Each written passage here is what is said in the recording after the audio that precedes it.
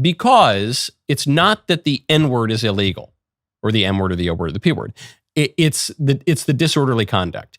It's the notion that what Shiloh Hendricks is engaging in is not First Amendment protected speech, but fighting words. Fighting words which are not protected by the First Amendment.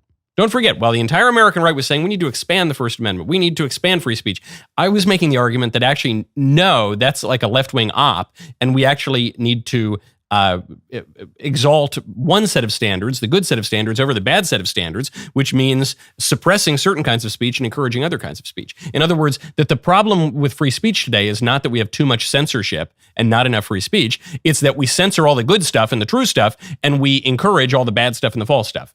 So the question of whether or not this constitutes fighting words comes down to this idea.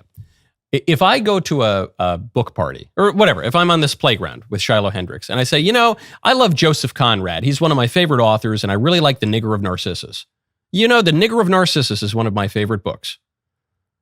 If I say that, I am not committing any kind of speech crime. If, however, I stand in the middle of the playground and I start screaming, "You stupid and I just start screaming that word, "You stupid," and it seems to be disturbing the peace.